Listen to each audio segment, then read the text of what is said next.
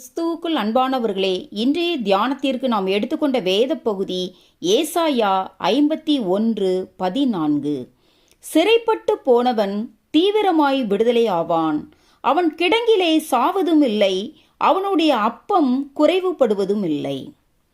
சில சமயங்களில் நமக்கு வரும் ஆபத்தான சூழ்நிலைகள் நம் இருதயத்தை கடினப்படுத்தி நம்மை பயமுறுத்தக்கூடும்.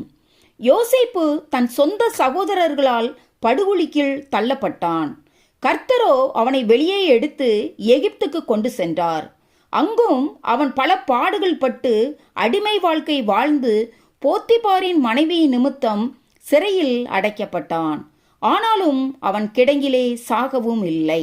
ஆனால் கர்த்தர் அவனை நினைத்தருளி அவனுக்கு மட்டுமல்ல, எகிப்து தேசம் முழுவதற்கும் அப்பம் குறையாமல் செயல்பட ஒரு ஆசீர்வாதமான பாத்திரமாகவும் அவனை உயர்த்தினார். காரணம், கர்த்தர் யோசேப்போடே இருந்தார், அவனும் கர்த்தரோடே இருந்தான். எனக்கு அன்பானவர்களே, இன்றைக்கு நமது வாழ்விலும் ஏதோ ஒரு சூழ்நிலையில் சிறை போன்ற உணர்வு அல்லது அனுபவம் ஏற்பட்டிருக்கலாம்.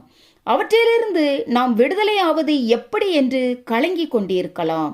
அன்று யோசேப்பு கர்த்தருக்கு உண்மையாக இருந்து அவரையே சார்ந்து கொண்டது போல, இன்று நாமும் கர்த்தருக்கு உண்மையாக இருந்து அவரையே சார்ந்து கொண்டு அவருடைய நேரத்திற்காக காத்திருக்கும் போது தேவன் தாமே நாம் எந்த நிலையில் இருந்தாலும் நம்முடனே கூட இருந்து நம்மை பலப்படுத்தி நமது சிறையிருப்புகளை உடைத்தெறிந்து நமக்கு விடுதலை அளித்து நமது தலையை உயர்த்த வல்லவராயிருக்கிறார்.